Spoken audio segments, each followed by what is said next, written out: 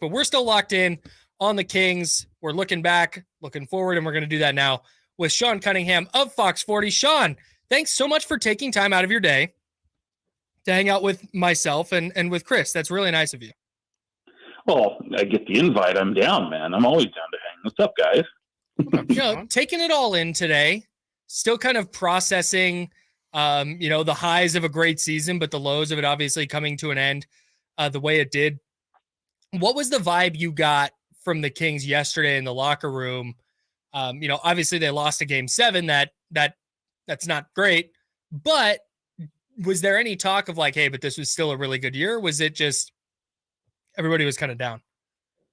No, that's exactly right, Kyle. I mean, there's certainly a bittersweet because realizing what this team has accomplished this season, you guys heard Darren Fox after the game talk about the lessons learned and how it's a blessing and a curse to play a team that just won an NBA title last year. And, it was on probably the back end of still the dynasty era and certainly able to contend. And you gave them the biggest scare that they've ever seen in a first round playoff matchup, let alone some of the Western Conference matchups that they've had. So, and it took albeit one of the amazing playoff performances you'll ever witness on a basketball court. And Steph Curry with 50 points in the game 7, which had never happened before. And certainly there's some bittersweet. I think every player understood that there's brighter days ahead for the franchise. Some of them won't be a part of that.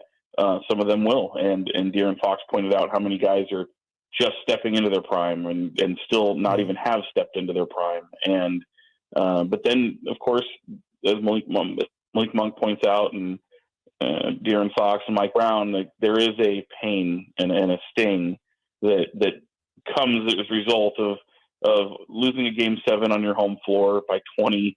And you understand what happened in the third quarter with all those offensive rebounds that you just couldn't get. And taking that, like, there's an old adage that people will say all the time. It's like, you kind of have to have your heart broken and go through a pain like this to really rise above it, use it as motivation and put a big foot forward going into another season or what lies ahead for your future. And if you don't understand what that pain feels like, then you can't really go as far as maybe you're destined to go or can possibly go because you're not fueled by that pain. I don't know if I buy into that completely, but there is something to it. I've heard enough coaches and athletes and executives talk about that, and to hear those guys who really have never tasted the playoffs say just as much and wanting to use that as fire, not let that pain go. I even asked Fox after the game, man, like, you got guys who they'll have bad games and it's flush it, move on to the next. Well, you don't have that. You don't have that moment. There's no games tomorrow or on the horizon. So for him, he wanted to bottle up and keep it. Sean, how much do you think De'Aaron's finger was bothering him throughout this series? And do you think that that's kind of where this series ended up turning, was just, he couldn't provide everything he needed to for this team to pull out the victory? Yeah. I mean, if I'm taking word, I think he was very, very honest in his media availability when he said that he was going to play. Mm-hmm. I think certainly there were moments, you can certainly make contact with it, but it was all pain threshold. And he said it doesn't hurt a lot. Mm-hmm. And for him, it was really just adjusting to the splint that was on there. So yeah, De'Aaron goes out there and looks like the Fox we know. We're in less than an hour, we'll be talking. Well, I guess maybe not for him. He's a little bit further on the schedule, but in about an hour, we'll be talking to him on exit interviews. And if he opens up and says, yeah, man, this was a high pain threshold, I didn't want to make an issue of it. It might surprise me a little bit that there was a huge issue with the finger, but I honestly don't think there will be. I mean, even the way he talked about the tip of the finger and, you make contact, he said you can catch the ball, you can dribble the ball, you can shoot the ball, like, everything else, is, and plus with the way adrenaline works in those games, yeah, I feel like it's like the ultimate painkiller for him. So, it'll be interesting to see what he says, whether or not something like that could require surgery in the coming weeks. We'll find out. But it would shock me to see if he comes out and says that it was more of a problem than it was. Sean Cunningham, all over the Kings for Fox 40, joining us now. Did the Kings meet, exceed, fall short of your expectations in the series? Oh no, I mean they exceeded my expectations. They were, first of all, just what an incredible series, guys. I mean, this is.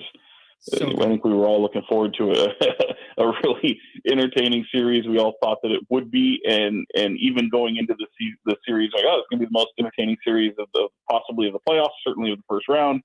And then not only was it, but it even exceeded expectations beyond that. It was such an emotional series. It was a great series. It had all sorts of storylines. Each team had kind of experienced everything. I mean, both teams won on their home floor. Both teams, won on the road. Both teams experienced blowouts where they didn't look like themselves. And certainly, you had a whole bunch of drama along the way as well, as was going to be natural, and even after the fact. And and even storylines that could have been, like, can you imagine if Harrison Barnes had hit that shot? Man. The collateral damage that would have happened after that, especially for a guy who had been a warrior on that team and experienced 2016. So I feel like, this is incredible. The Kings run, I mean, I know there's going to be there's a lot of Bay Area media and fans who, who root for the Warriors and cover the Warriors that scoff at this notion. But it's true. Like, the Kings could have came in and gotten swept by the Warriors, and the season would still have been a success. Yeah. And they didn't do that. And I know, like, a Warriors fan might hear that and knowing that the success that they have, but it wasn't that long ago where, the Warriors were exactly in the Kings' place. Yep. Having to do the same kind of journey and path and this playoff experience. And not only did they face getting backdoor swept, they came out in that game 6 and absolutely, made a statement and showed that they could win in Chase Center, which not many teams have done. 33-8 was that home record in the regular season. So even for a Warriors team that might look a little wonky and a little different than what we've seen in recent years, and when they want to flip the switch, they're capable of doing so and looking like one of the best teams in the NBA. So I mean, I think the Kings grew up a lot. I think you see the development. It's almost like that kid in high school that comes back next year and it's like, man, he's got hair on his chest. He's got hair in his armpits. But you're starting to grow a beard that might be even bigger than mine at this point. Like, that's supposed to happen in high school. It's that type of feel. Sean, a lot of people were giving Domantas Sabonis a lot of heat for his performance in this series, and seemingly, people forgot about how important he was to this team during the regular season.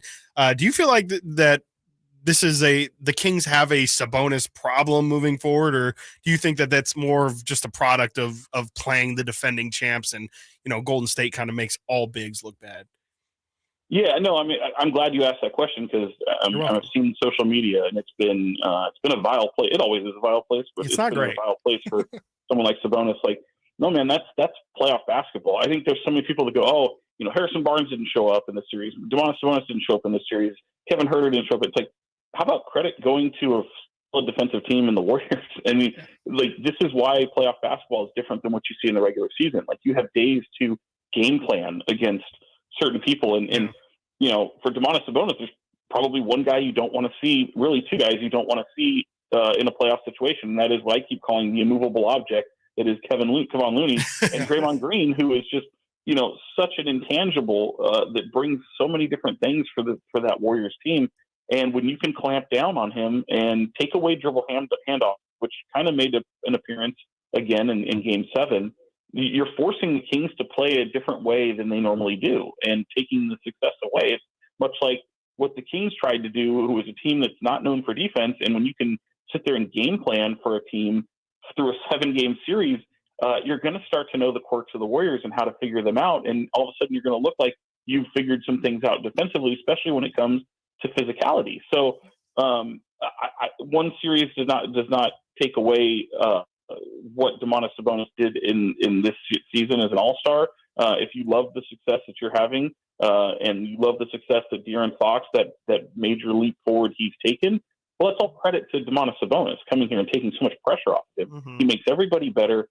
He was quite good defensively in the series, I'll point out. And even in games he struggled offensively, he still had quite an impact. And I'll go back to that game 2 where I think it was game 2, but game 1, I'm sorry, he gets tangled up with Draymond Green, and the Warriors are on a sprint. It's a crucial play. Who gets the rebound on the other end? It's Domantas Sabonis. So certainly, I don't think it changes the way people look at Domantas Sabonis. I hope not.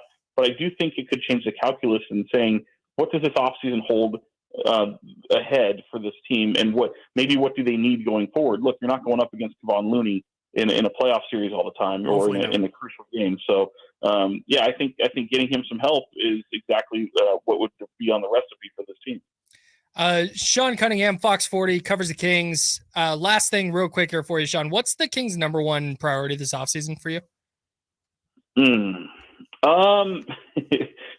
I'll play along, but truthfully, Kyle, Chris, I honestly haven't thought that far ahead. Wait, okay, hang on. Let's play off that then. Why? Yeah. Like, are you still just kind of taking it all in?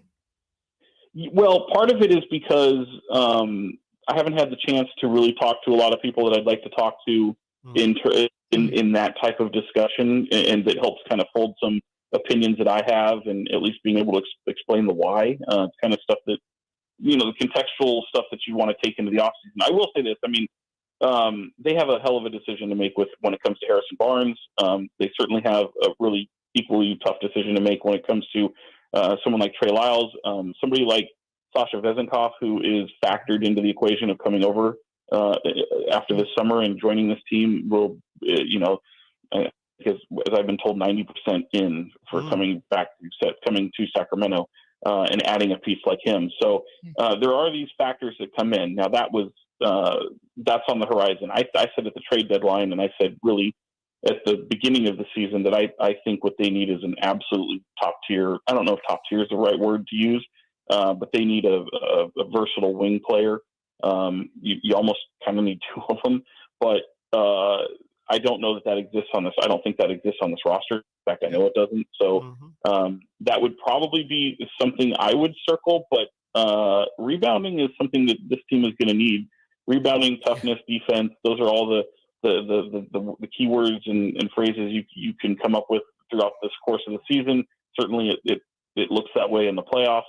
And I maybe that can be someone like Vezenkov. Maybe that fits well with someone like Harrison Barnes if you pick him up. But make no mistake, like you'll be under the salary cap luxury tax, but over salary cap. So you're going to be below the $162 million luxury tax, but you have a lot of free agent holds. I think Harrison Barnes is like $27 million, right around there. So there's going to be some tough decisions that are going to have to be made going forward. And, Monty McNair will have his exit interview with the media later this week. And obviously he's going to have some tough decisions to make. But the big news is they're going to have, if you like this team, the majority of the core of this team will likely be remaining together outside of a trade here or there, because they're going to be able to return so many of these starting players and so many of these players that have played crucial roles on this team. So, to play along, I'd say probably just a versatile wing. Sean, you were a delight. Thank you so much for joining us, and we look forward to talking to you very soon. Anytime, guys. Great to talk to you guys. Thanks, Sean. Sean Cunningham, one of the best covering the Kings for Fox 40.